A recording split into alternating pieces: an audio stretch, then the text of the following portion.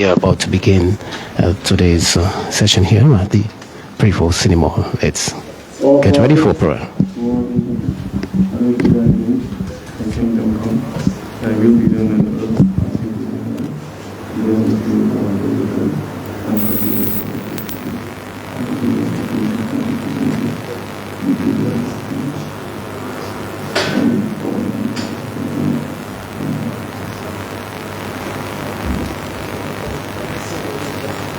Thanks, please be seated.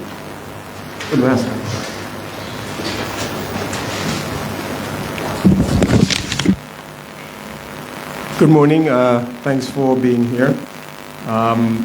Let me welcome you to the first of a series of validation exercises on a roadmap for low carbon transport. Let me indicate that the Cabinet of the Government of Dominica approved of a feasibility for this low carbon transport, and part of this feasibility that the Cabinet has approved requires that when a national roadmap to lead us to low carbon transport is developed, that a series of validation exercises take place with the public and then get the feedback and then send this back to the government. Government ultimately decides what way we go. But this is part of the validation exercise. So I want to welcome to you for the very first one. We may come back again, given what the attendance look like, and have another one here and do more outreach. But this is just the beginning, and I want to thank all of you who are here, thank the media, and thank all those who are participating and those who are online. We want you to continue with us in this exercise because this is a very timely moment for considering low carbon transport. I think in the morning we heard on the news a bus driver was talking about the kind of increasing cost because of gasoline prices and the impact on the bus drivers, on their business, the impact on local individuals who have to suffer this increased cost. It is extremely timely that the government has in fact approved this study to look at low carbon transport, so we can look at electric vehicles using our abundant geothermal and solar resources to power transportation and remove transportation from gasoline. Okay, so I want to welcome you with those on that. Unfortunately, if you look at the agenda, P.S. Gloria Joseph would have been here, but she has been assigned to represent the ministry by the OECS Commission, and that came up recently. So she sends her regards and her blessings on the event. Hopefully, she will most likely join us in the next event, which is taking place in Portsmouth tomorrow, same time at the Credit Union. And then we move to Layu and then Grand Bay, and we may also include some other locations in maybe Margaret, Wesley, and so forth. We really want to get comprehensive national stakeholder input into a national low carbon transport transformation and feed that exercise to the government so that they can have the right information, the right public sentiment, and make the right decision. I have to my right Ms. Verena from Grota Consulting. Grota Consulting have been engaged with the Ministry of Planning, Economic Development, Climate Resilience, Sustainable Development, and Renewable Energy in implementing the feasibility.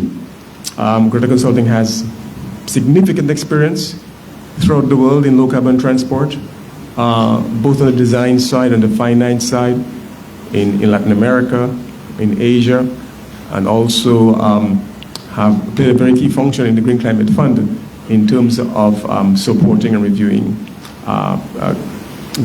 national low carbon transport projects. So she's managing the the project, and she will do a presentation.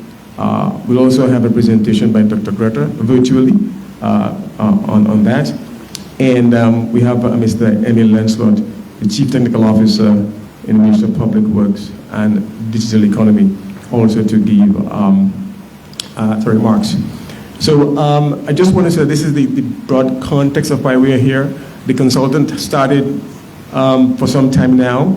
When did we start exactly, Verena? Almost a year ago. Almost a year ago, when we did, if Mr. Winston here, we did quite a bit of data gathering. We had public surveys, we had meetings with bus associations and so forth, and to get the surveys from people and the response on what they would like to see. This heavy documentation that we gathered from across sectors, the various transportation modalities, fed back into the reports that we had. It fed back into the draft national roadmap for low carbon transport, and also into a phase one for what is being proposed for your feedback, a phase one. So we do a phase one rollout of low carbon transport, get some experience, information, set up the infrastructure, then we go to real massive, and it's from 2023 to 25, and that will be presented by both Dr. Grota and Verena. And then we look at 2025 to 2030, I think, and from 2030 onward. So it's something as transformative as this requires learning, requires thought, and in a phased manner that as you implement, you learn, and so forth. So with this, I will call on Mr. Emil Lancelot to give some remarks.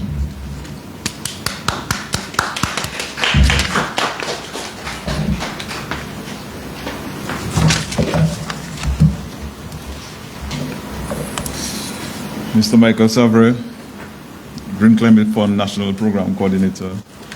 Ms. Verena of Grota Consulting,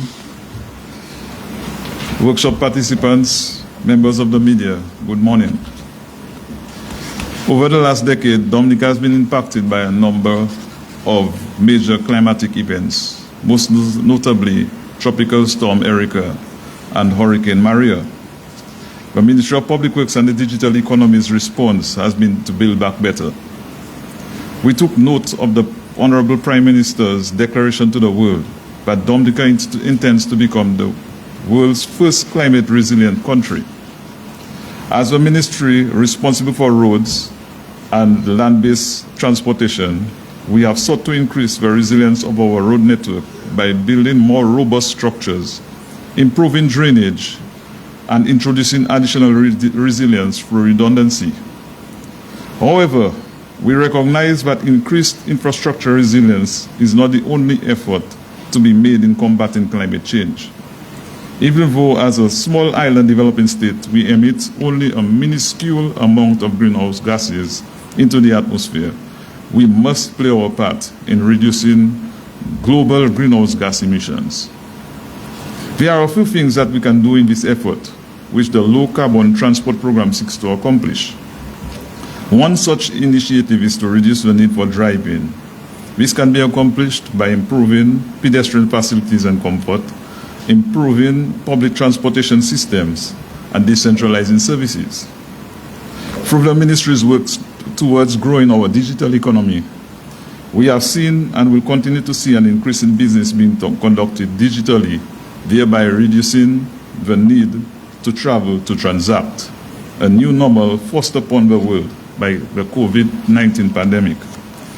Additionally, we need to transition from our present mode of transportation to the use of zero-emission vehicles and phase out the use of fossil fuels in our energy sector. The Roseau Enhancement Project is one of our projects through which we hope to facilitate some of these objectives. During stakeholder consultations for this project, ideas to make Roseau a smart city have been forwarded. Also, the possibility of including in our scope of works the installation of charging pedestals to facilitate e-mobility is being considered. So we have taken on board the goals set out in this project. as part of our infrastructural development, and we hope to continue to do so in future projects. I can assure you that the Ministry of Public Works and the digital economy is on board with these goals set out by the National Low Carbon Transport Program, and will work collaboratively with all stakeholders to ensure its success. Thank you.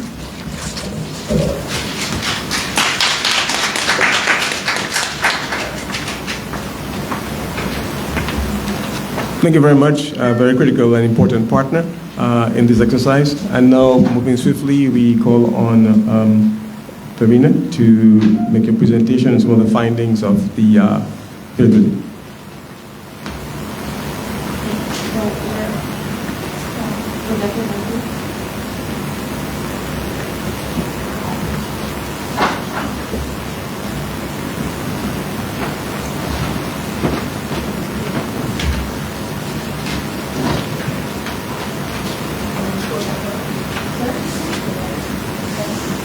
You're listening to Cairo FM, the Genuine Sound. We are broadcasting from the Prevo Cinema in Rosal, and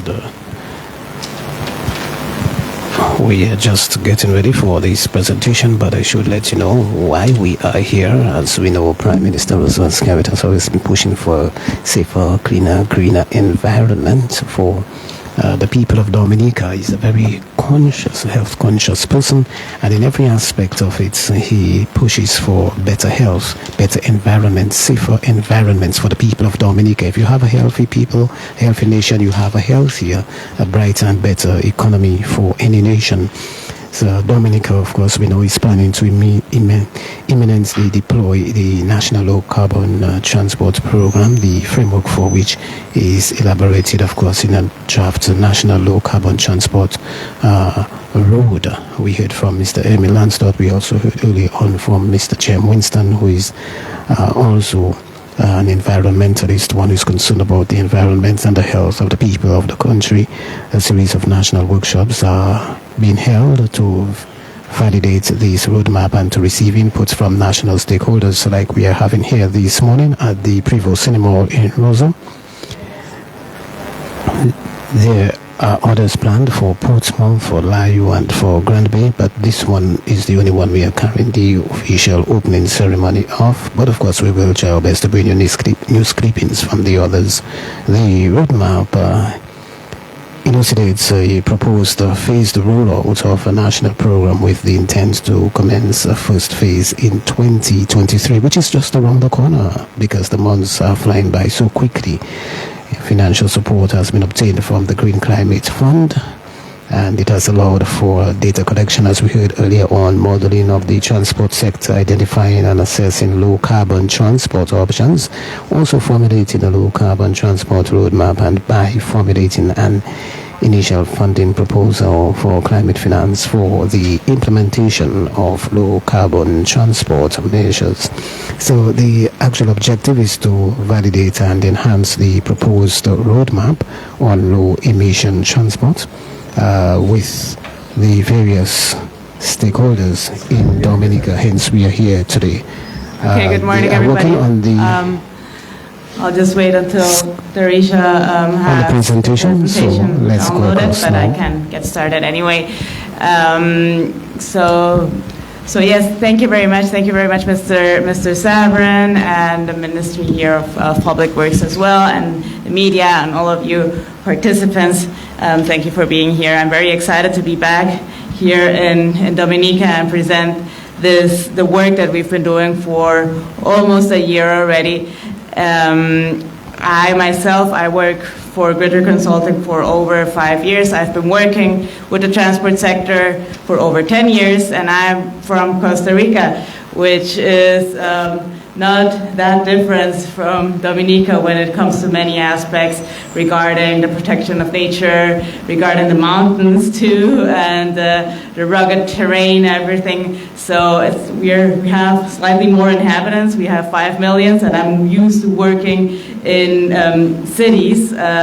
So for me, working here in Dominica was also a big learning experience because I had to really think in another way. Many people live in rural areas and move differently, so to grasp actually how people move around here was one of the first bigger challenges here for me personally, but I'm very satisfied with what we have achieved.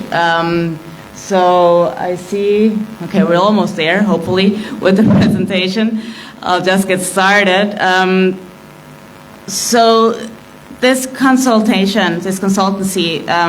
was on behalf of the Green Climate Fund, and we did a whole series of documents. The first one was the transport diagnostic, which was actually the biggest one. Then we made some other documents like the mitigation options document. We also did a gender report, which was mainly based on the existing literature. We didn't gather any new data on that. And based on that, we elaborated the low emission transport roadmap. And based on that, we did some other reports regarding financing and pre-feasibilities for some of the options. Right now, we're at a stage where we are going to ask for a simplified approval process, probably from the Green Climate Fund, in order to implement this first phase of the low emission carbon program. Okay, so I don't know if that's the next slide, but we'll see about that. So I'm just going to start with how we did with the transport diagnostic. This is, I think I have like 50 minutes of presentation, so it's a bit of a long presentation. I hope I don't get too technical. If I say something that you don't understand, just ask. And I'm gonna try not to stay too long on the transport diagnostic because it's a lot of figure, and then actually go to the interesting part, which is where we're going to and what we're actually planning on doing in the short term and the medium term and the long term. So just as Mr. Sabrin said, the transport diagnostic was, first of all, a lot of data gathering, right?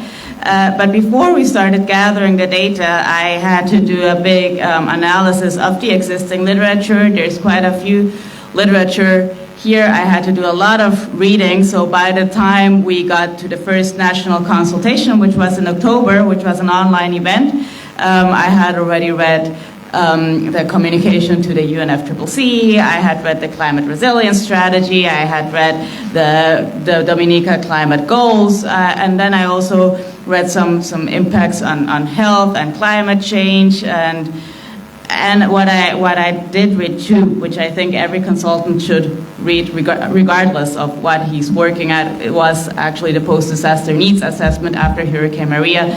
That gave me a picture of what a small island like this has to deal with in terms of infrastructure after such a big hurricane hits. So that was really, really helpful, as Mr. Eugene pointed out. We want to build back better, and so it's important to analyze the whole infrastructure part as well.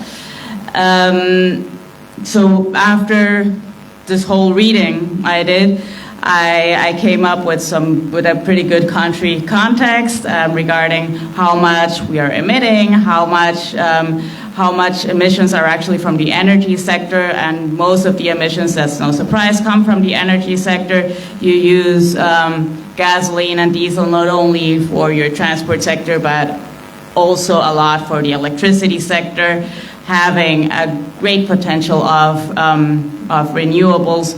So that is something, if you want to achieve your climate goals and if you want to become more resilient, it is a key to start doing that in the energy sector as well as the transport sector, not only for the climate, but also for your wallet.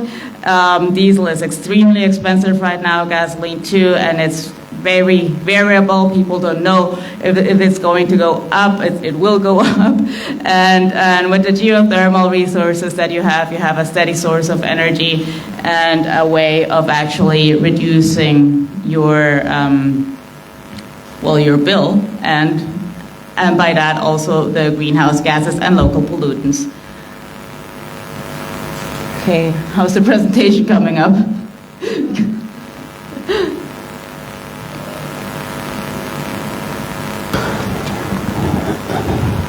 So you've just studied Because there? now I need to show some graphs, right?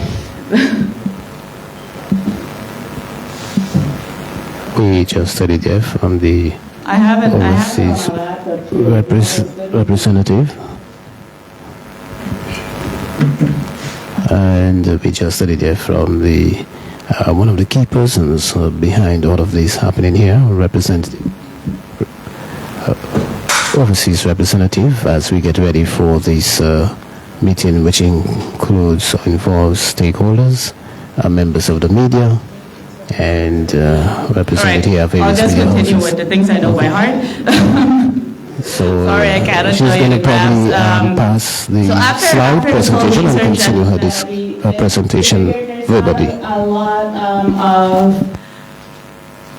Okay, no. First, then afterwards, we looked into the climate goals and policies. We see that Dominica has ambitious policies in reducing its greenhouse gases. I think the number was they want to reduce 17% of the transport-related emissions by 2030. I know that they're revising the national contribution, and maybe it's going to be more ambitious. We don't know that yet. But as far as I know, that was the state of the art. And but how will we reduce those emissions in the transport sector? So there wasn't that much information for the transport sector. So we had to do a lot of work to actually gather that data in the first place. So that's where we had Mr. Winston coming in, and he had to call plenty of institutions asking for information, and then also doing the household mobility survey as well.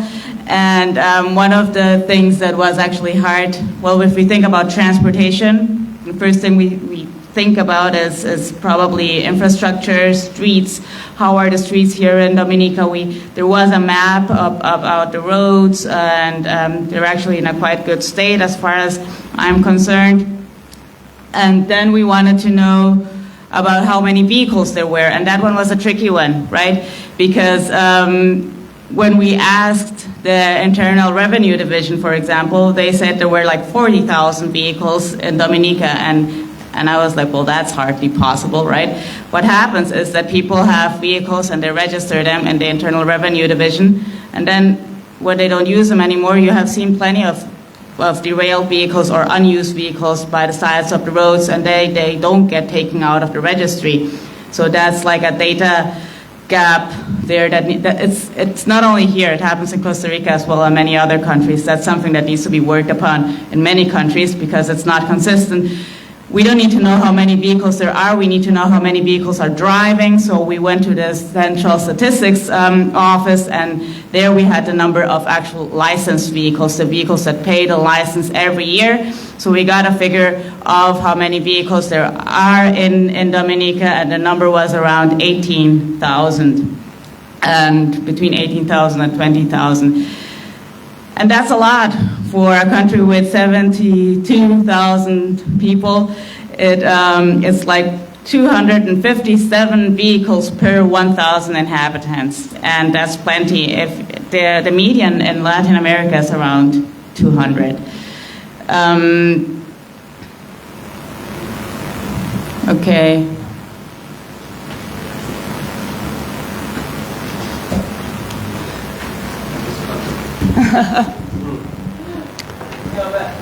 Like I'm running out of I only know so much.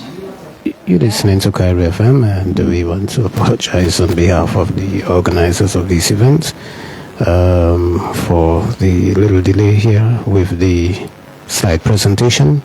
As we always hear and know that seeing is believing, so the presentation will of course enhance the quality of her production, of her presentation as well, while she speaks and explains and shows us on Facebook, as well as those of us who are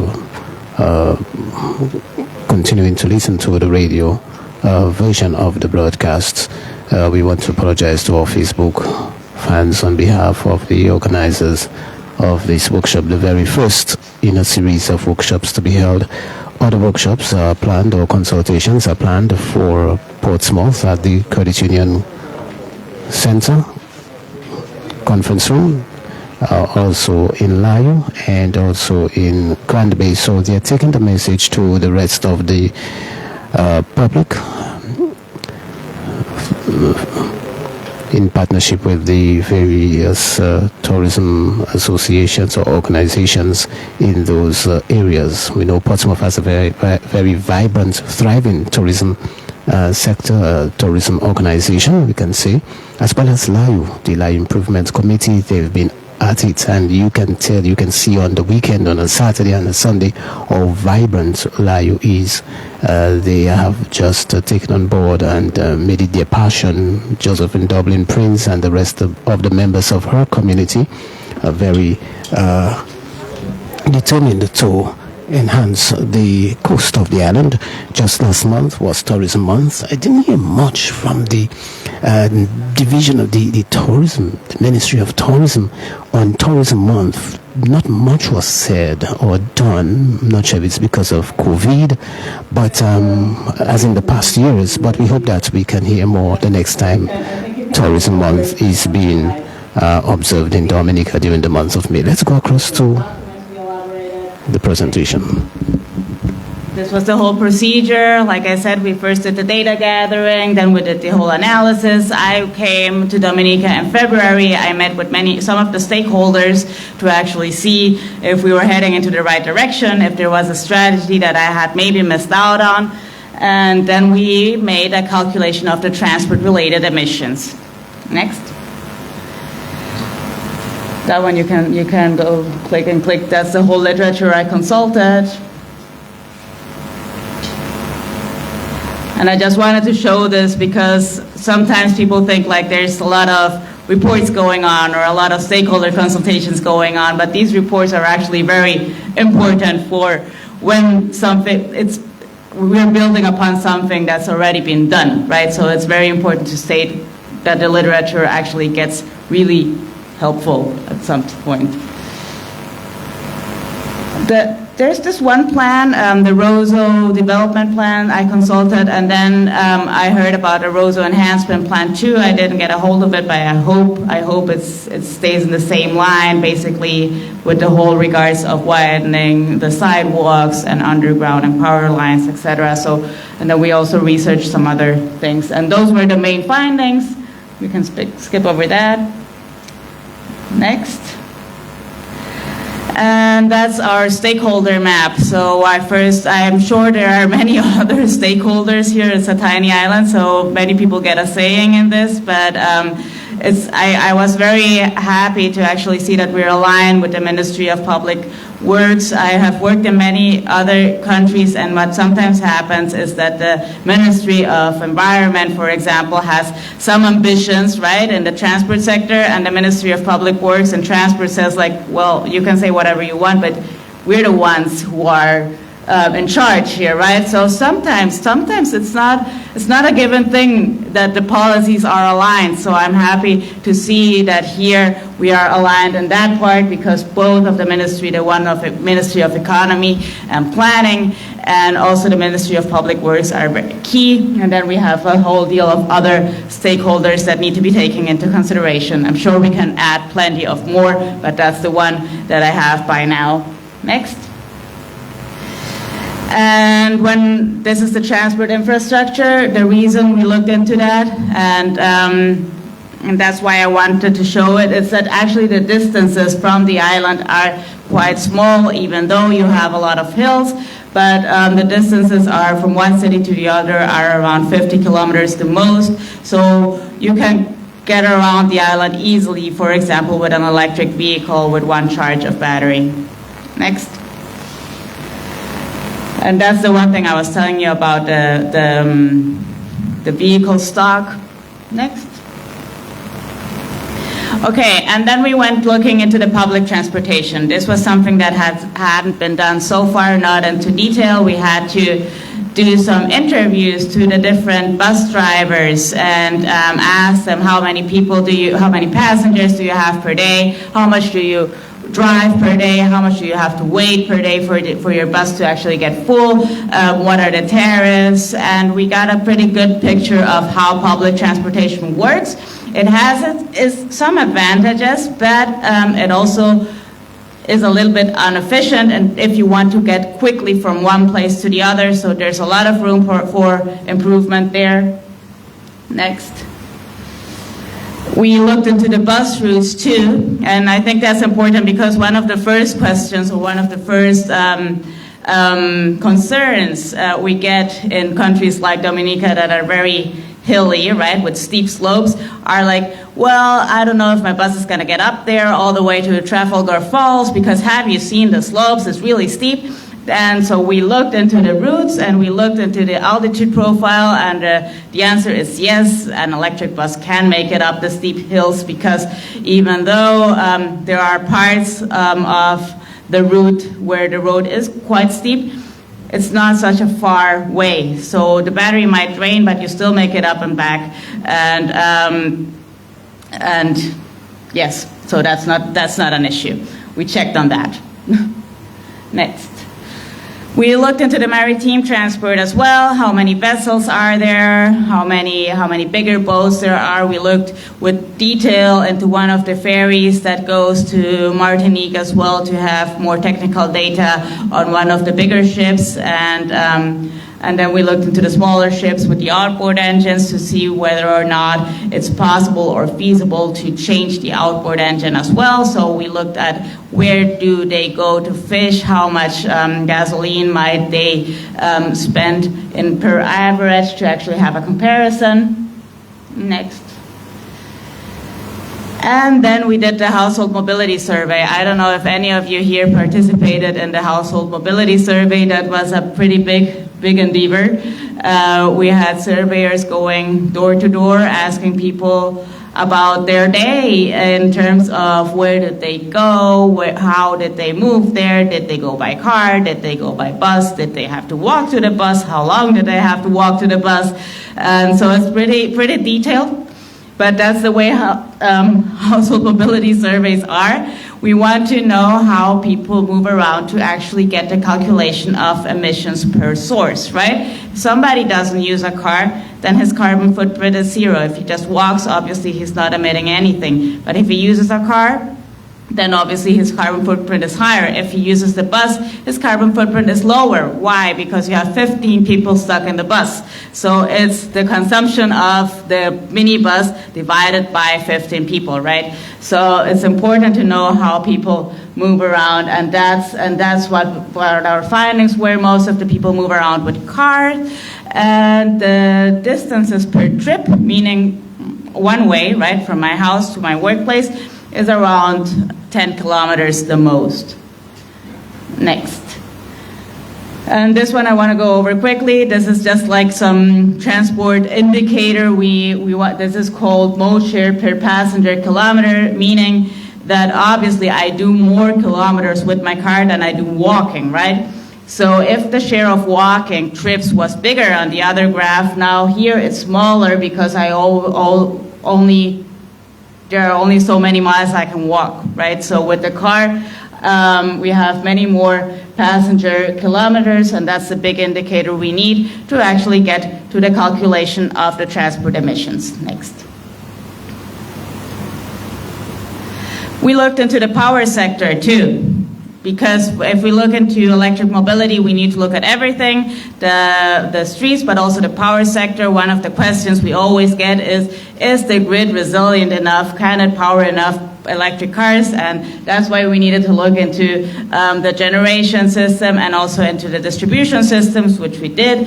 The answer is yes, the system can power it, but if you look into the generation matrix, Dominica still generates its electricity with diesel, right? So it doesn't really make any sense, you're gonna say, it doesn't really make any sense to plug in an electric vehicle if the electricity comes from diesel anyway. So we thought about that.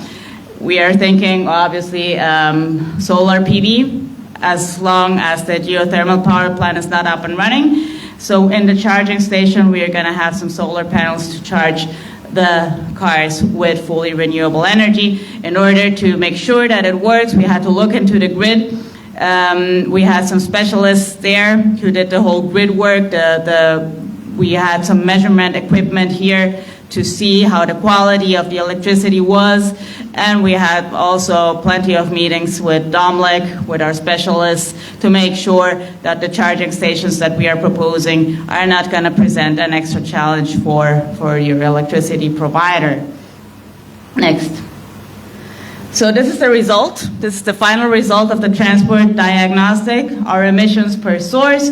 We can see here that the most polluting or emitting sector are light commercial vehicles, which are small trucks, but then followed by cars and buses as well. These are the projected CO2 emissions of the transport sector if we don't do anything. And you see they go down anyway. Why is that? Because either way, even if you don't do anything at all, people are going to keep buying newer cars. And newer cars are more efficient than the older ones. So the consumption of gasoline is going to go down either way at some point. But it's still not enough, right? We want to reduce it to zero.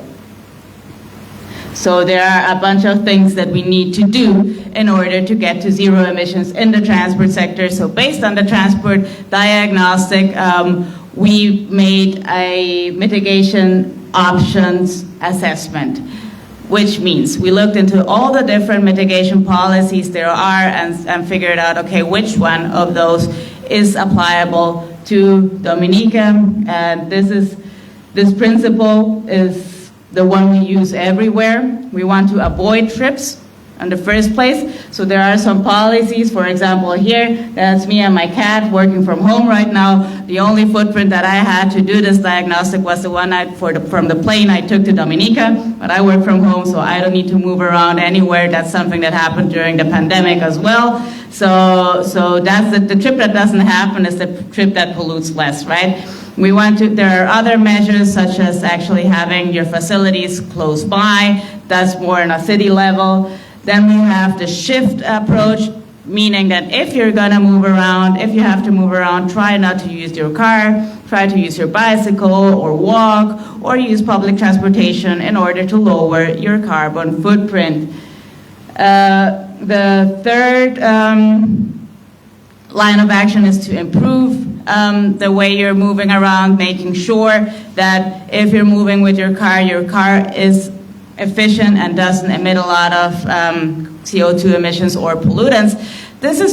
These actions, sometimes you see, because we put fuels in another category, where we actually mean that we're going to change our engine, shifting from an internal combustion engine to an electric engine. Sometimes you can see that also as a part of improvement, but we see it separately. Like improvement is also, for example, for trucks especially. They can reduce their CO2 footprint by a good maintenance of their tires, of their tire pressure, of the way they drive. If you accelerate and brake too much, you have a big consumption. So there are like eco-drive courses there where you can reduce your diesel consumption by even 30% or so. So that's the improvement. And fuels is actually the shift towards newer fuels, battery electric, hydrogen, sulfurs, and synthetic fuels as well. So based on that, we assessed all the different measures that were applicable. We looked into the pedestrianization here based on what was already been proposed. I had seen some media releases. Actually, the picture there is, I think, from the Facebook of the Prime Minister. I saw it published, and where they said, okay, this is what we're going to do for Roseau. So based on that, we said, okay, pedestrianization is a big thing. What we did not took into consideration, for example, was bike lanes. I figured, and maybe we can discuss that afterwards here in the workshop. Like I was under the impression when I was here that biking is not too popular. I only saw like 2 bikes, but we can discuss it. Because maybe there's still an option, right? I mean, the reason why it's not too popular is because of the terrain of Dominica. It goes up and down. There are always options like electric bikes, but they're expensive. They cost like $3,000. So we left that one out so far. Doesn't mean it cannot be included. Next. Then we looked into the electric vehicles, okay? How what impact is it going to have if we switch the cars to electric vehicles? So we looked into every kind of vehicles, the minibuses, the light duty vehicles, and also passenger cars in terms of reduction. So you see here, right now, with the carbon grid factor that Dominica has, meaning with the electricity that is being produced with diesel, the emissions still get reduced by 30%. Should you have fully renewable energy, which hopefully you will have in the short term, then obviously the emission reductions is so much higher. We have considered there too, it's a life cycle emission, so the gray part of the electric car is the battery manufacturing emissions. That's also a question I get a lot, like, well, what happens with the materials, etc. Still, the emissions, all in all, are less from one car. We did that for every other car.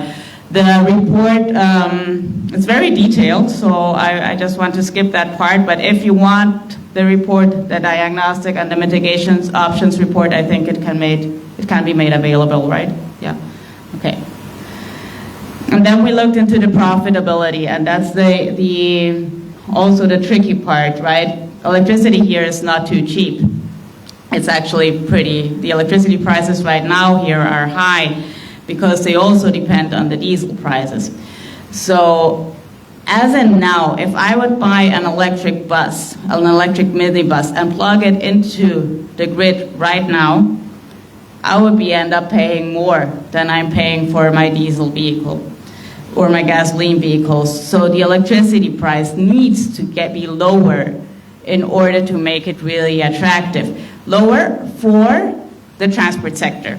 I don't want to get into things about residential, etc. That's all another energy policy. But for the transport sector, you can have a specified tariff for the charging station. And we figured that with a tariff of 15 cents of US dollars per kilowatt hour, it pays out pretty fast. A minibus and the cars, but those are the prices I had in February. I know that the electricity went up, but also the gasoline went up, so I think the relation is still sort of the same. Passenger cars already pay out if you have an electric car. Next. So we figured, okay, yes, electric vehicles, they are an attractive option for Dominica. You reduce pollutants, you reduce GHG emissions, and you also end up saving money. So we're going to go with the electric vehicles, and we did it 3-phase. We cannot go fully electric, right, from today up to tomorrow. It's going to be gradually. So we're thinking, okay, we have to invest in a public charging network. We have to invest in solar PV in order to make sure that the electricity price goes down. And we got to get a few cars going so people see them, right? So people see that the cars drive around, that they don't get stuck, that they get everywhere, that they get up the hill, up to Trafalgar Falls. And we want to get electric minibuses too, because the minibuses are important. They're the ones that are actually transporting the most people. And we need to train people. What happens if my car breaks down? What happens if the battery doesn't work anymore? How do I get rid of my battery? We don't want to create a solution and then create another problem. If we don't have people certified to actually handle the batteries, we're going to end up being a trash can for older electric vehicles of other countries. So those policies and those capacities need to be put in place, that you have a proper management of the batteries and of the vehicles themselves, because I've seen that there are a lot of derailed vehicles anyway, so there needs to be some program for the whole scrapping, etc. But batteries they're sort of dangerous, so you need to handle them with care, and their capacities need to be there too. We're looking into V2G. What is that? Vehicle to grid. This is pretty innovative too. We're thinking of having chargers at critical facilities such as hospitals.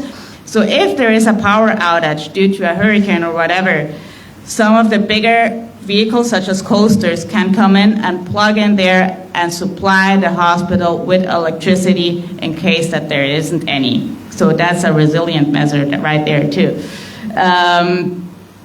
We are looking into the business model, we're looking into monitoring how good the vehicles are doing, and then obviously the outreach, which is what we're doing right now. That's phase one in summary. We defined where we're going to have the charging stations. Those are the charging stations we propose around the island. We are thinking solar panels on the Windsor Stadium and others on the airport and the port, where you can charge your vehicle with fully renewable energy. That's the whole detail. We have a whole report on charging station as well. Should you have any more questions on that, we can dig into that deeper, but we're just gonna continue. After we have the initial vehicles, we're looking for a full deployment of passenger cars and minibuses, and we're gonna start introducing also trucks. Trucks are not available right now. Well, they are, but they're very expensive, so hopefully in a couple of years they will be more accessible and we can get them here. By then, hopefully the geothermal plant will be working as well, so we can plug in the vehicles to the grid and have a lower energy price too. And by the year 2030, that's a policy measure. The island can commit to stop importing fossil fuel vehicles. That doesn't mean that fossil fuel vehicles won't be running around the island anymore. There's going to be a second-hand market, and if I bought like a Jeep that runs on diesel in the year 2029, they're not going to tell me stop using it. No, you're still going to use it until it phases out, right? But the import of fossil fuel vehicles should be banned from the year 2030. Other countries are already doing that as well. Next. And then we looked into the electric boats. Boats aren't as mature, the technology isn't as mature as the cars, so here we're looking into pilots. These are outboard engines, also with the solar, well, the ones in the pictures have a solar rooftop there, so the battery charges while the boat is out in the open sea. We're thinking about co-financing 10 electric boats that can be used in the water. We also, the idea is to actually get people involved there, and then in the next phase having more boats there as well. And based on that, based on all the options that we evaluated, thinking, okay, which one could be applicable, which one we leave out, we elaborated our low emission transport roadmap, and these are the whole areas that we are focusing on: pedestrianization, public transport quality, electrification of road transport, battery electric boats, and that all the components will have a big accessibility and gender component, that if we're working in the public transport, for example, that the buses are accessible for people with disabilities, for the elderly, etc., and that are also safe for women and children. So those are like the cross-cutting issues that cannot be left aside, and obviously it will be accompanied with a stakeholder engagement too. So this is the first part, the first line of action, and I don't know how much time I still have, but okay, I'll just go through with it. Pedestrianization. We're looking into Roseau for the first phase, and then we're looking into the other towns to start having better pedestrian infrastructure.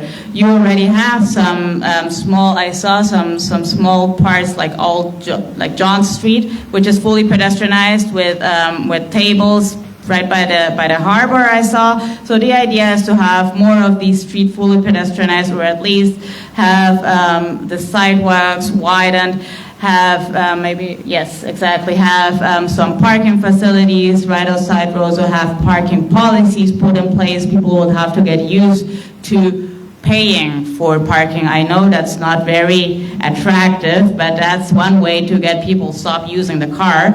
And because it's not always about incentives. You have always like push mechanisms and pull mechanisms. So if you start charging for parking, people will start using their car less, or the money is put up to some good use to have some nicer cities. And by the year 2030, we're thinking that the central district of Roseau, the business district, might be fully pedestrianized. It's a small town, people can walk. Obviously, there will be cars that will be able to go inside the city center, like for emergencies or people with disabilities, etc. But the idea is that we have some parking facilities outside, or people just come with the bus and don't have to use their car anyway, and they just walk around Roseau. And I know sometimes it's hard to implement these measures, but at the end you're going to have a car-free city, less pollution, better health, better life quality. And so that's one of the measures, the first measures we are looking into. We can discuss this afterwards with the whole actions that we have there. If you think there's some actions missing or some of the actions are ridiculous, we can discuss that afterwards. Next. Here, this one's important, like the public transport quality. So this one was tricky, right? Because we know that how public transport works here and how it has always worked. There's only so much you can do. Like all the people, most of the people come to Roseau, and but in many cases it takes them a long time to actually get out of the town they want to get out of. If like what I saw from the surveys was that if somebody took the bus from Portsmouth to Roseau, it took them like 20 minutes to only get out of Portsmouth and then all the way to Roseau. So it has advantages, because some people like to run an errand while they're on the bus, but other people just want to get to work quickly.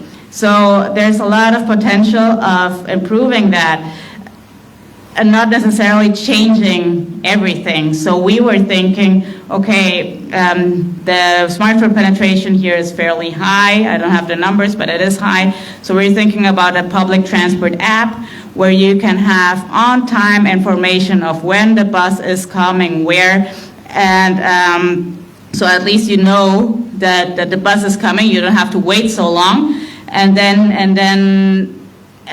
you know where you're getting off at. You have other better public bus stops, and then in the end, it will, on the next step, we're thinking of an on-demand public transportation app. Maybe, I think that's the next one. And that is basically that I can call for a minibus.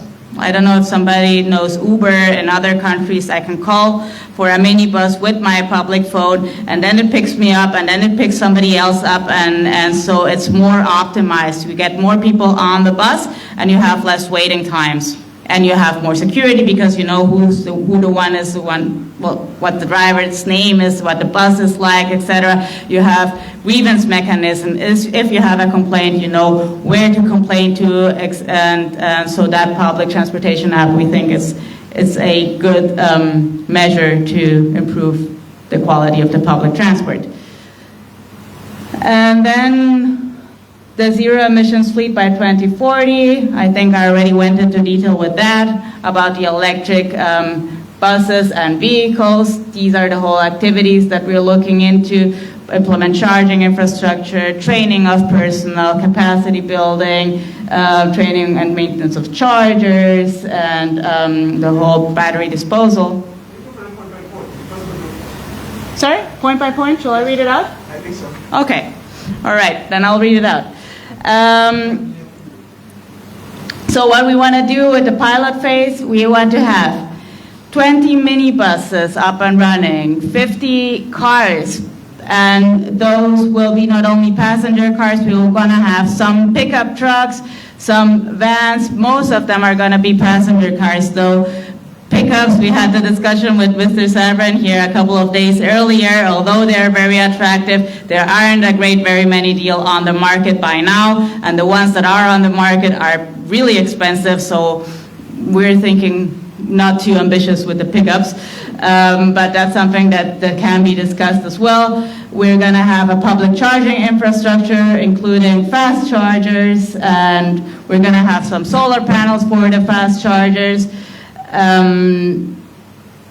that will ensure to deliver 100% renewable energy for the 70 electric vehicles that we'll be having. Then there are some policies, for example, providing 6 months or free charging at charging station and thereafter a coverage of a subsidized fee, meaning you won't be paying for the electricity the price that you're paying for your electricity at home, at least for the first couple of 5 or 6 years. That's something that needs to be decided upon too.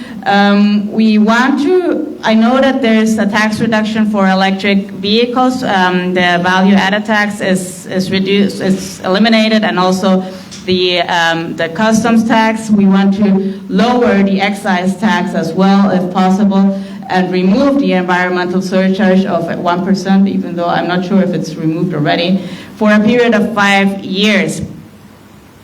We want to have this measure to be fiscally neutral. Right, I know that the government depends on vehicle taxes, so how are we gonna do that?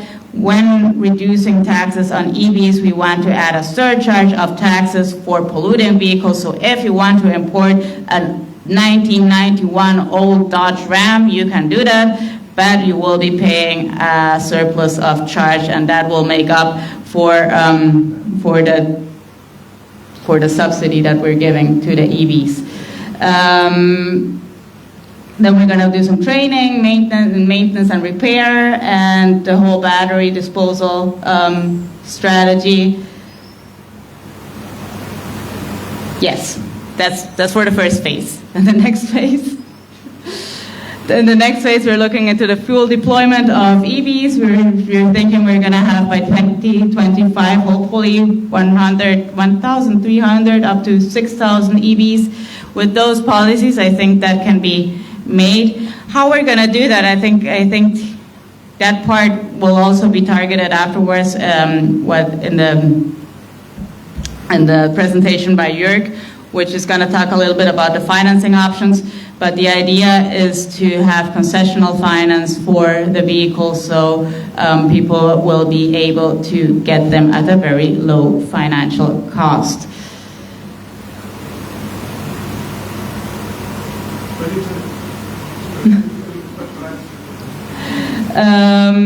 Okay, and this one we figured out with the ecological tax, right, from the cruise ships. So we see, when I was here in February, there was a cruise ship here every day, and but they don't stay overnight. They just get out. They do maybe a tour. Maybe they'll have a cafe. And we were thinking, listen, I mean, they get to enjoy this beautiful island, but then they go back to the cruise ship and they eat and have lunch and dinner at the cruise ship anyway. So let's charge them for like a fee per passenger. We were thinking $3, but that's up to discussion. And that will go into a fund that will actually aid, for example, the bus drivers to get an electric vehicle. Okay, so they would get like if they want to get an electric minibus, then they could get a subsidy that comes from this charge of the cruise ship passengers, and it would have a reduced price too of the bus. So I think that's a pretty good measure, right? Then what else? Okay, then we will expand the charging infrastructure too, and more EVs would be purchased, and we would be introducing some heavy-duty and light-duty electric vehicles as well. And by 2030, we have the ban of the importation of fossil fuels. What are the benefits? Obviously, a reduction of GHG emissions, reduction of local pollutants, reduction of noise. That one's important too. And you know that the one with the noise, that's actually pretty good too, because there are electric waste collection vehicles, and they're very popular in many cities because they don't make any noise at all, so they can operate them during the night. So that's something to look into as well. We have savings because in the end we're gonna end up paying more for the total cost of ownership of the EVs, and we have improved climate resilience due to the thing that I explained with the vehicle plugging into a critical facility and power the hospital, for example. and we reduce the dependence on fuel imports. Then we have the zero-emission boats. To initiate it, we have a co-finance of 10 electric boats of different sizes. Afterwards, we would have a bigger deployment of boats for shore sites, and 2030 onwards, we would be looking into bigger boats as well. Right now, the technology is not very much available for bigger boats. I know I was asked to look into the schooners, for example. We had a more detailed look into the ferries, and we analyzed the option of converting one of the ferries to methanol. But right now, there's uncertainty regarding the methanol prices and the supply of the methanol. So I think that's something that will come up in the medium term or the long term. And it's important to look into boats because you have such beautiful marine life here that needs to be preserved. And it's not only the pollutants from the boats that damage it, but also the noise. Think of all the fishes and lobsters and everything you have here. So going with electric boats is really a good measure to preserve the whole marine treasures that you have around the island. And tourists will be grateful for that too. Okay. Gender and accessibility. As I said before, we had a small gender report which was based on existing literature. We need to collect some data, some real data about gender issues in public transportation. I talked to the Bureau of Gender Affairs. She said that they haven't done a survey of women using public transport, but that there have been reports, for example, of schoolgirls presenting some issues, some safety issues with drivers or with harassment, especially in buses. Since I don't have any data on that, I didn't state it. But there needs to be a survey regarding safety and harassment and campaigns and awareness of, especially when it comes to safety and, let's say, like safety and annoyance, because maybe women don't feel unsafe, but maybe they just feel annoyed when they get talked to or improperly or stuff like that. So that is something that really needs to be assessed as well. And accessibility too. Right now, if somebody, I don't know how they do it, but if somebody has like a wheelchair or something, it's not very accessible. So the buses that we're going to purchase, they should have all a ramp, maybe not all of them, but at least making sure that if you have some kind of disability that you will be able to use public transport without any assistance of anybody else. So you still are independent. Next. I think that's it, right? Oh, stakeholder engagement. This is basically what we're doing. This is key, really, for the success of the whole project. I was telling the interviewee before that I think that transportation is like soccer or like cricket. Everybody knows about it. Everybody suffers it. And everybody thinks they have a better solution for it, right? Because everybody moves around. So for me, it's very important that all of you showed up here and that we can have hopefully a very rich discussion about this, because transport is something that moves everybody around, and it's shifting constantly. There's so much new technology. There are so many new options, and I can come here and come with something really techy, high-tech, and innovative, and you're going to be like, well, but I like my minibus the way it is, right? So we want to do this. We want to have something tailor-made for the island, and I hope that with this roadmap we achieve that, and I hope that that we have a good discussion afterwards, and it will be an even better roadmap afterwards. Thank you very much.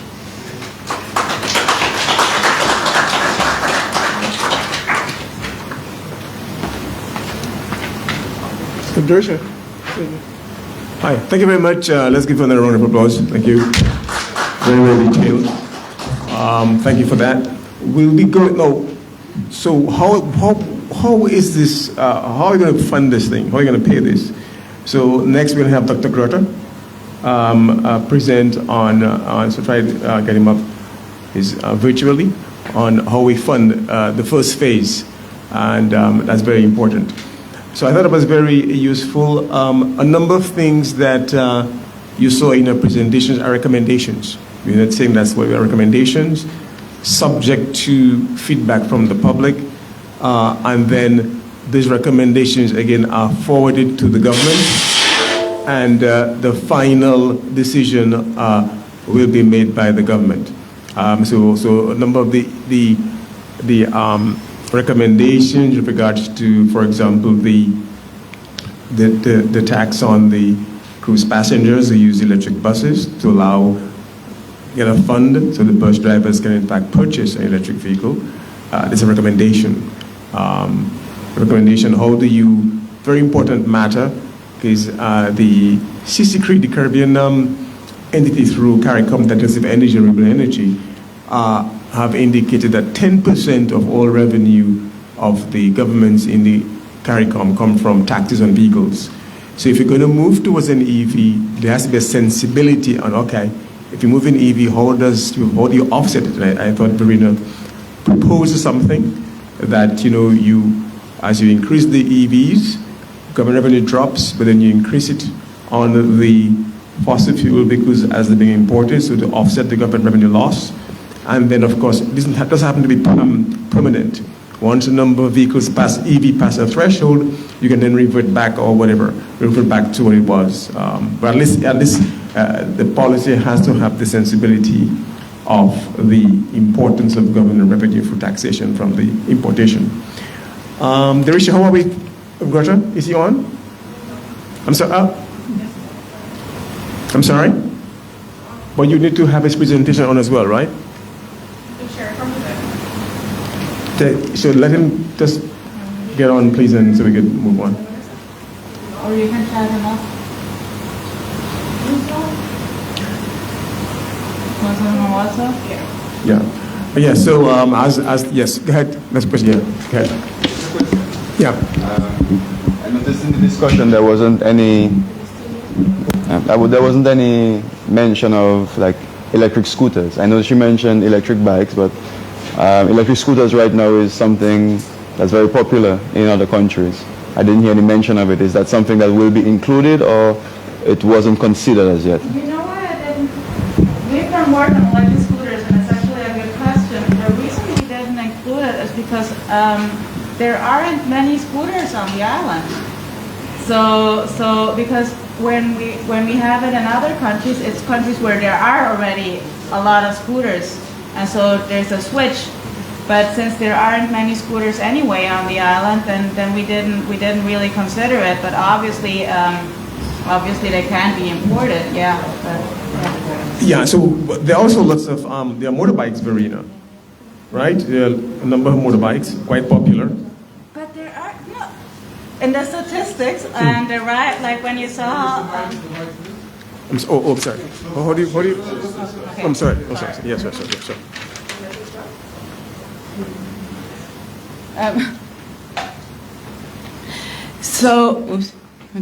So from the survey, we realized that rides on motorbikes and scooters were actually only 2%, like really, really little. So also, I don't know, I don't have the number right now, but there aren't as many motorbikes. You might think there are many, but like from the statistics, from the registration, there aren't really that many. Still, it's a good question, and it's actually and it's a good recommendation. In the passenger cars, we can include a category of importing a couple of scooters, because do you have a lot of like food delivery here, for example? Yeah. That is something we did not look into because it's very scattered, and it's hard to get the data about that, because normally it's just like one individual with his motorbike just doing the deliveries. If you have like company doing that, it's easier to actually look into the data. So that's why we did not include it, because the information is way too scattered to actually get it. But we can include an amount of scooters that can be used, for example, for food delivery. The important thing is when we're thinking about the switch to electric vehicles, the more mileage you have per day, the faster it pays out. If I have a gasoline vehicle and I hardly ever use it, and then I buy an electric vehicle, they're still more expensive. So it doesn't really pay out because I wasn't using that much gasoline in the first place because I wasn't using it as much. So we always want to look into that's why we looked into the minibuses, that they have a mileage of, sorry that I talk in kilometers, I know that you have miles here, but I didn't do the conversion, but they have like 100 kilometers per day, and so it pays out pretty fast. So if we look into scooters, we want to look into the ones that actually have a fair mileage per day, but we can get a couple of them to try them out. Yeah, definitely. Thank you. Okay.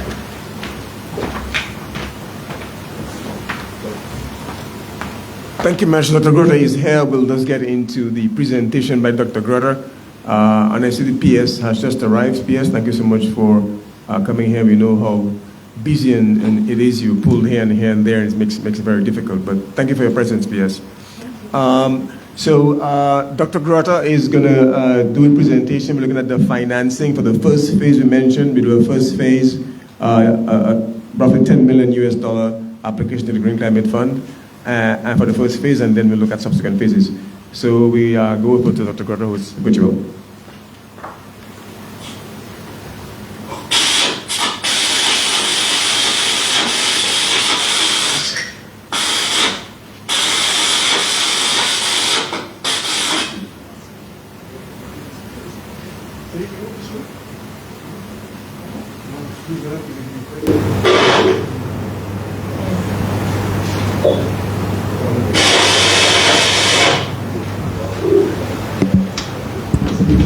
In the meantime, we want to just apologize on behalf of the organizers for the audio as they get a few things. As you know, technology provides that opportunity for us to either do better, improve, do better, as well as it shows us areas that we need to improve on as well. So we just ask for your indulgence, your patience as we prepare to hear from one of the presenters who is doing his presentation from overseas. At this moment, the signal does not seem to be 100%, but we are broadcasting here from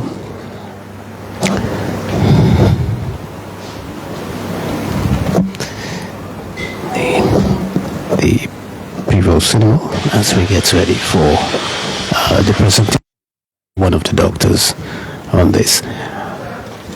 Just to let you know that a few more sessions have been organized, one in Portsmouth, another in Lyon, and another in Granby, and this will go throughout the rest of the week. So tomorrow, Wednesday, it will be in Portsmouth, on Thursday in Lyon, and on Friday, the team here will be in Granby. The whole objective is to reduce the amount of carbon emissions into our environment, something that's not very good for our health.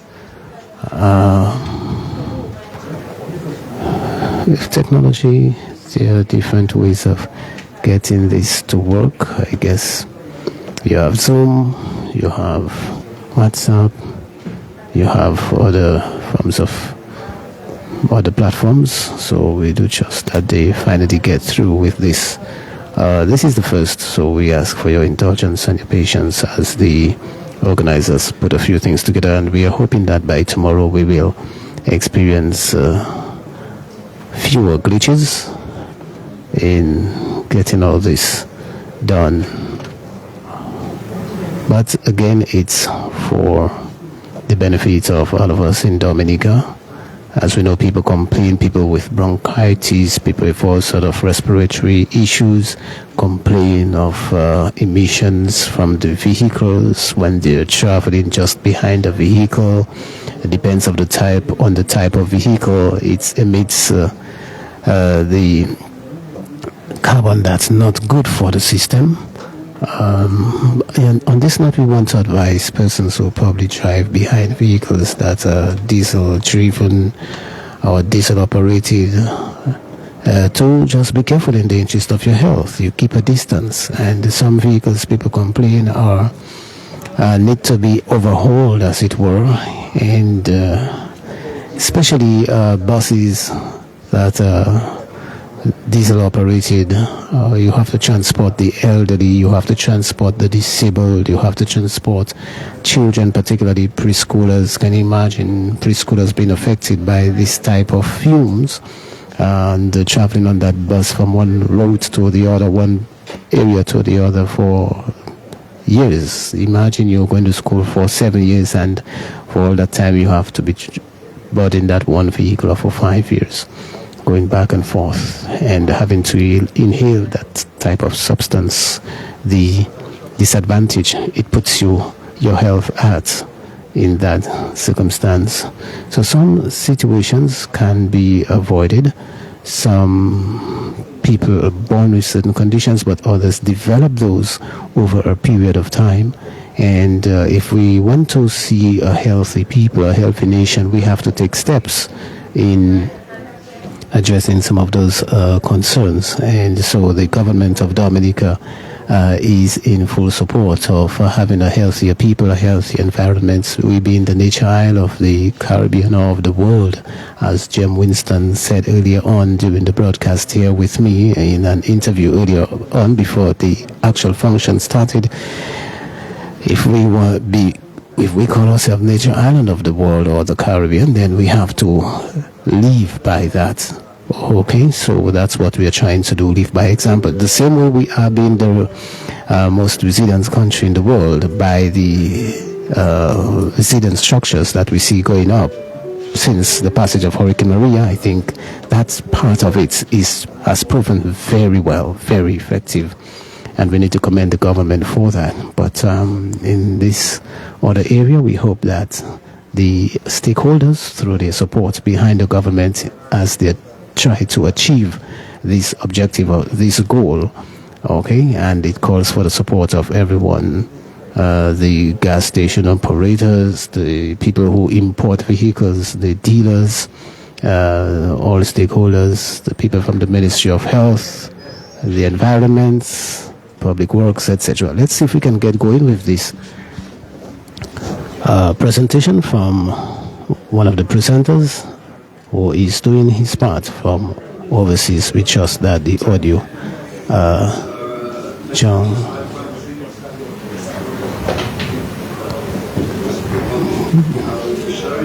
Grotter, and let's hear from him. We hope that all is in place as we hear from the final presenter before we end these broadcasts. According to the program here, we have group work and greenhouse gas reductions on the voluntary market.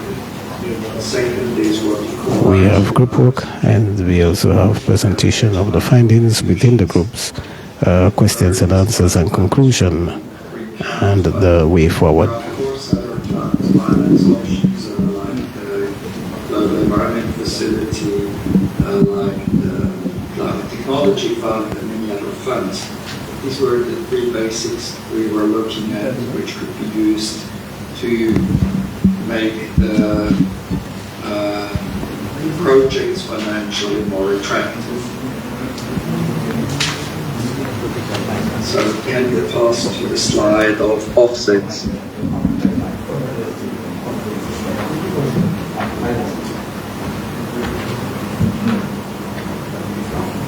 Yes, we have to fly the boxes.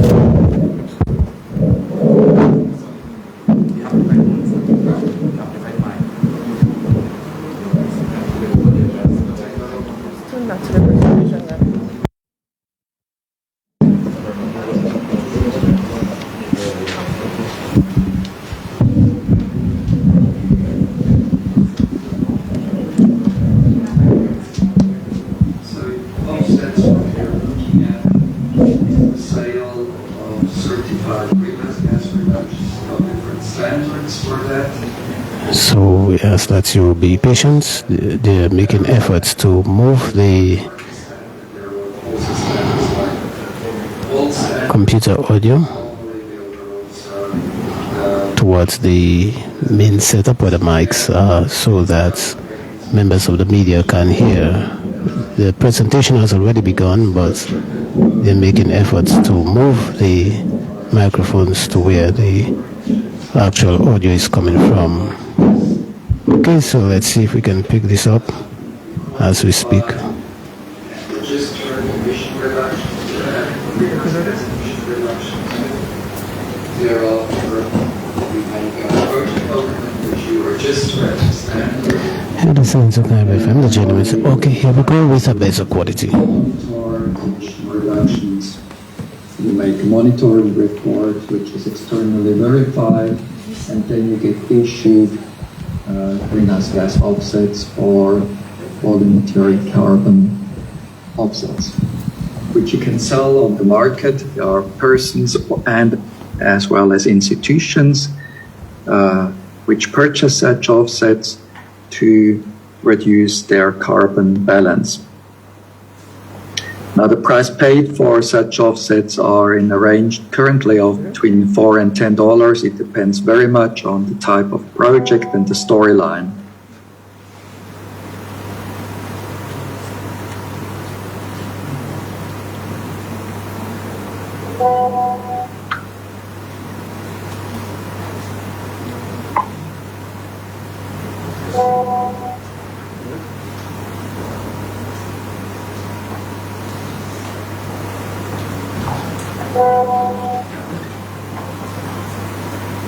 Okay, I'll try one more time. If it doesn't work and the communications do not go, Verena will make the presentation.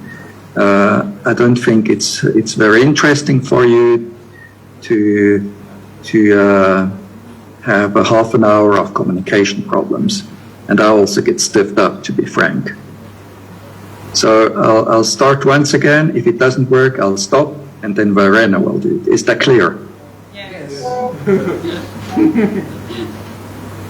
So what we're looking at is the different climate finance options which are available. We have looked basically at 3 different climate finance options: offset certificates, ITMOs, and the Green Climate Fund. There are, of course, many other climate finance options like the Green Environment Facility or climate technology funds, or funds from private institutions also. But the 3 basic ones we have been looking at, which can be used to make the projects financially more attractive. Climate finance doesn't mean that this is grant finance. It doesn't mean that you get everything for free. It means that the investments are financially more attractive. So we go to the next slide, which is offsets as title. Offsets are basically the sale of certified emission reduction. Certified means it's based on a standard like the voluntary carbon standard or the Verra standard, which is the largest standard worldwide. Can also be a standard like the gold standard. There are different, there's also North American Trade Agreement standard. So there are different types of standards depending where you want to sell thereafter. But by far the largest is Verra. It's also currently the one which is paying best with a price between $4 and $10. It depends very much on the project and the storyline and what the buyer is willing to pay. So there is nothing like a fixed price per ton CO2. This is a price range which you can get.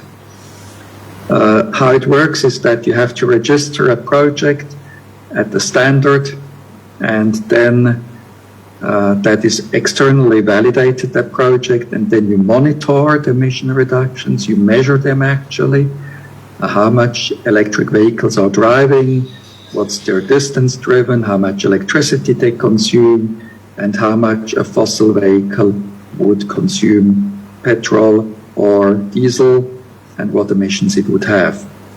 Based on that, you make a monitoring report, which again is externally verified, and then the standard issues you the voluntary carbon offsets.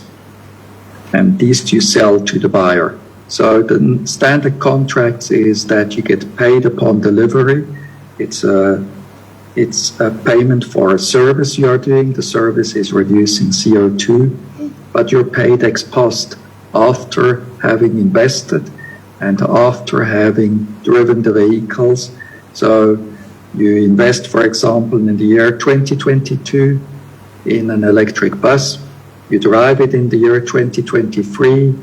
You make the monitoring report in the year 2024 about the emission reductions of 2023.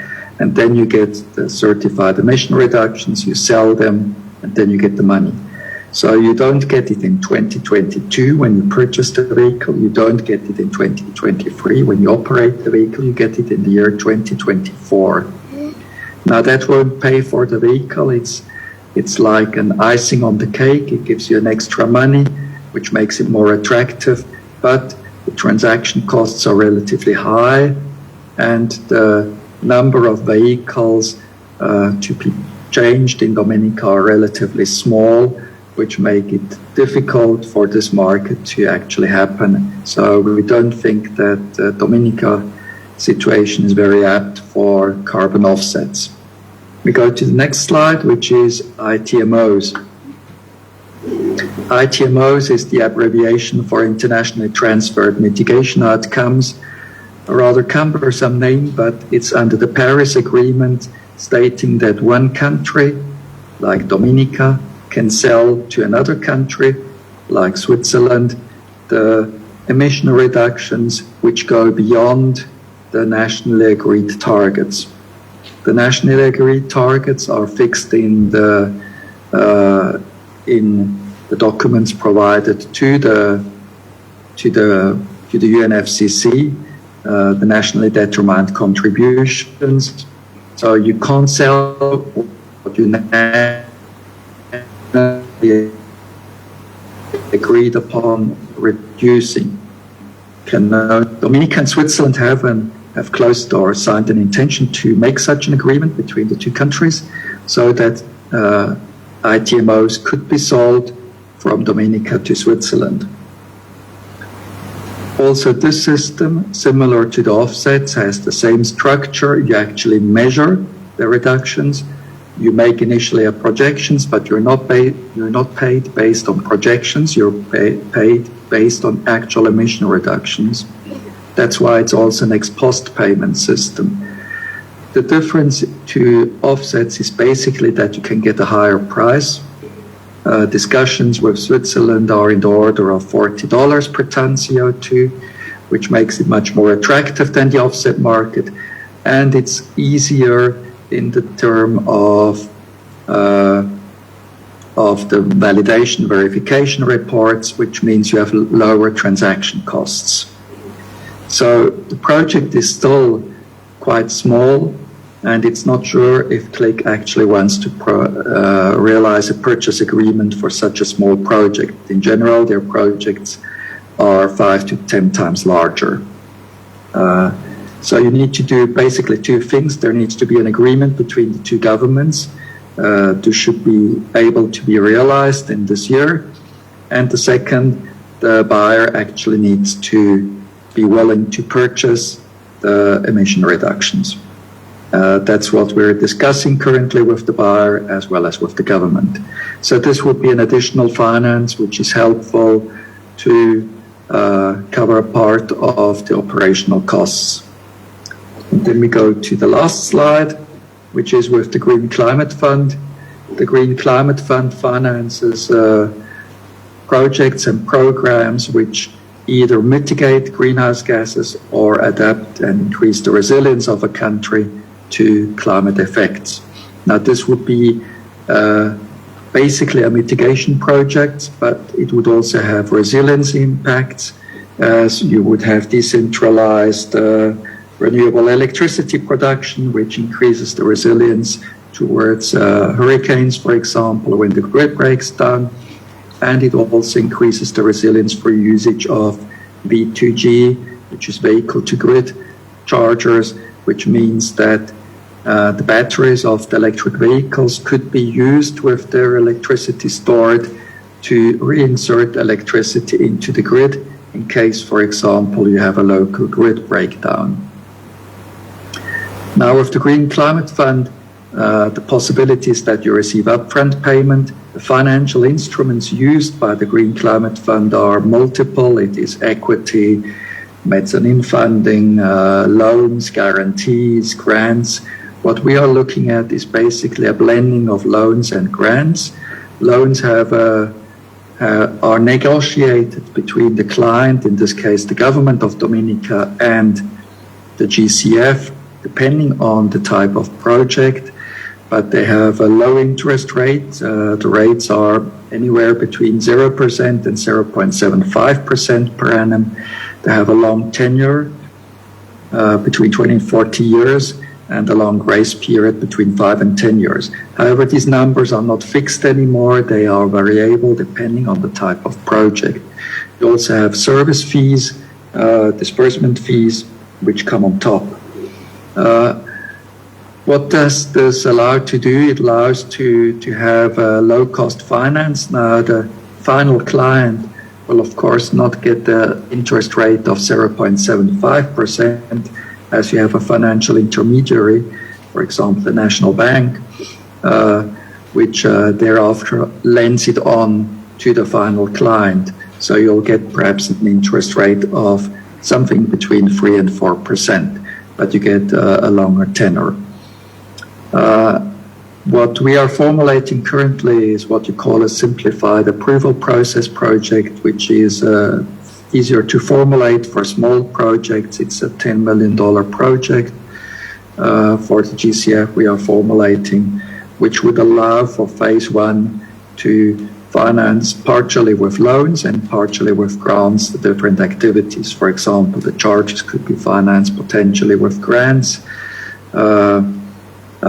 A small share of the vehicles which go to the public sector or to buses could be grant financed, and the rest loan financed. So this is a relatively attractive financial option also because it allows to pre-finance the activities, and this will be followed up, and we will, in coordination with the government, formulate for this program, for the pilot phase, a Green Climate Finance or Green Climate Fund project out of this. So these are basically the options you're having. After phase 1, the idea is basically that you have regulatory instruments in place, which are economic instruments, which make the EVs much more attractive compared to internal combustion engines, and therefore that the market forces play without having a financial loss of the government or nor of the private sector. But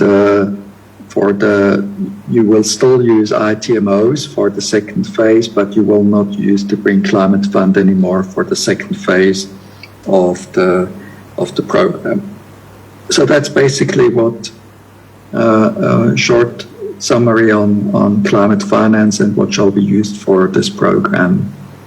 If there are any questions, happy to respond them.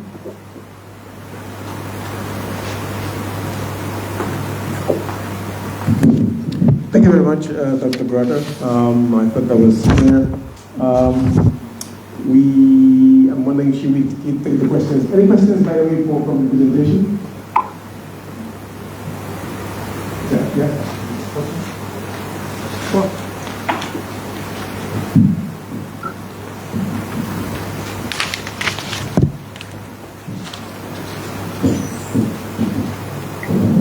today, just want to inquire, this year, is it specifically for individuals or will there be some sort of availability for companies? It says he can't hear anything. Pass it on. You want to send him an audio note? yes. Right? So, sorry, what was the question? Is it GCF, is it specifically for individuals or is it geared toward individuals, companies, or mix? What is the intention of it? He's asking if the GCF is specifically for individuals or companies, or if it's a mix. The GCF only finances so-called accredited entities. These are, for example, multilateral development banks or other financial institutions. They can be national financial institutions, development organizations like UNDP or GIZ. And there are also national institutions, but they do not finance directly. They finance through other entities, and these other entities need to be accredited at the GCF. So it's never a direct finance to a client or to an enterprise. It always goes through other financial or development entities. Yeah, so, but to answer the question, yes, GCF is for everybody, public, private, because it could, yeah, for the entire, what is it, the funds must go for it, in this case we go to the federal investment act. Any other question? No? Thank you very much, I think that's it. So we have Bertrand. No. Shall I tell him to log off? Okay.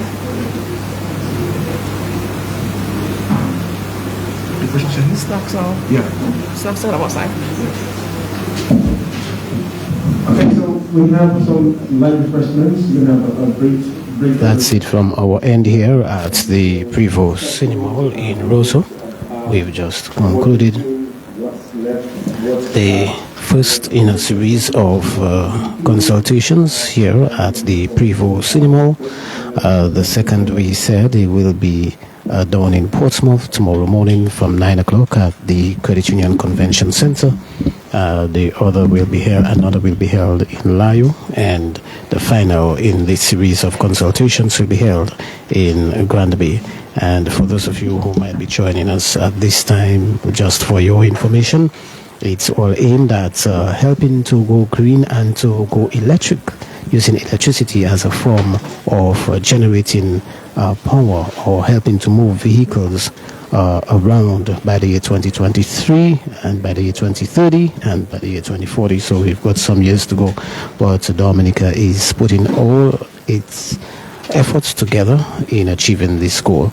We trust that in some way you were able to gain some information, and we apologize on behalf of the organizers. We hope that they can have a better quality and everything, but sometimes you plan well and technically things just go wrong after everything has been set up. So once again, we want to thank you so much for joining us, and we do trust that you were able to gain